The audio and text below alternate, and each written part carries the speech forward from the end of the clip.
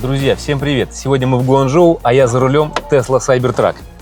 Но снимать мы будем обзор не на него, а вот на это чудо Эридж, XPeng Эридж.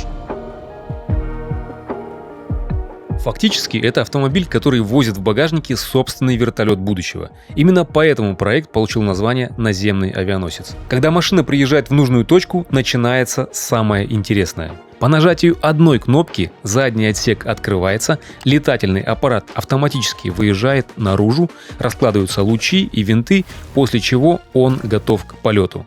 Весь процесс занимает около 5 минут всего, друзья. После возвращения воздушный модуль самостоятельно складывается обратно в кузов автомобиля, и путешествие можно продолжать уже по обычным дорогам. Самое интересное, что на сегодняшний день практически известна финальная цена. Это 2 миллиона юаней. Не так-то и мало, да? Но, ребят, за 2 миллиона юаней вы получаете не просто транспортное средство, а вы получаете автомобиль с вертолетом внутри. Сейчас мы знаем уже много технической информации про него. Звучит как научная фантастика.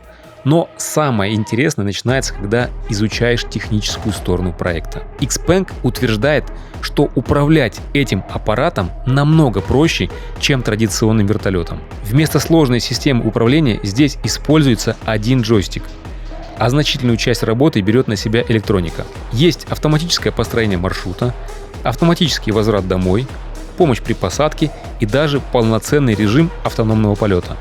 При этом огромное внимание уделено безопасности.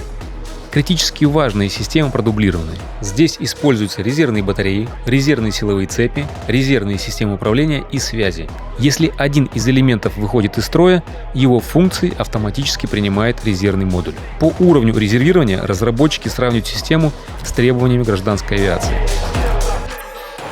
Друзья, только представьте, такой огромный летательный аппарат занимает у вас, наверное, сколько? Большую часть автомобиля, да?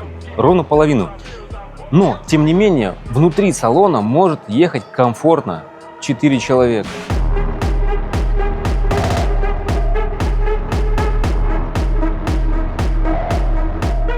Но главный вопрос остается прежним. Реально ли все это станет серийным продуктом?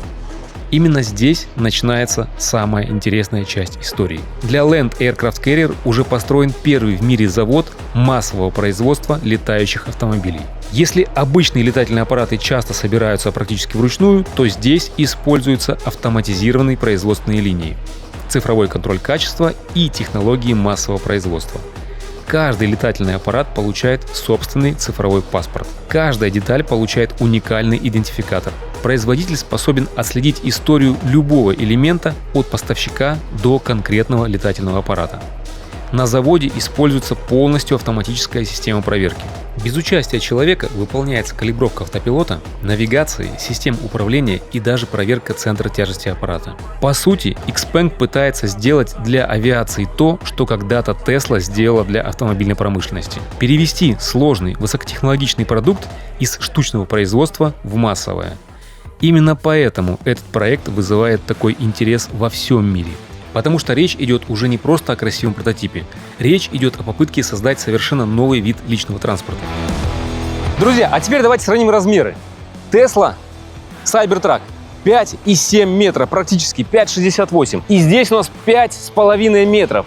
Здесь ширина 2,2, здесь ширина ровно 2 метра. То есть он компактнее по размерам, чем Tesla Cybertruck. Представляете? Но здесь еще есть вертолет внутри. Конечно же, всем интересно, каково управлять этой громадиной. Но, друзья, это не громадина. Это практически тот же самый Zikr 9X. Чуть-чуть больше. 5,5 метров всего.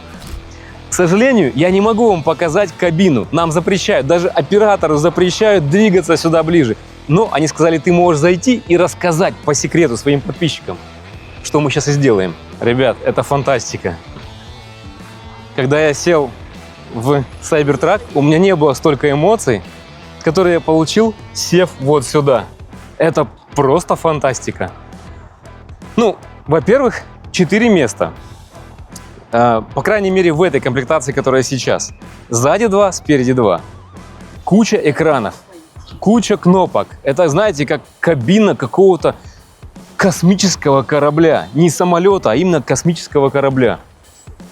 Это просто фантастика, ребят. Хочется показать вам кадры, хочется вам рассказать больше про это, но вот пока то, что мы знаем на сегодняшний день, все мы это рассказали.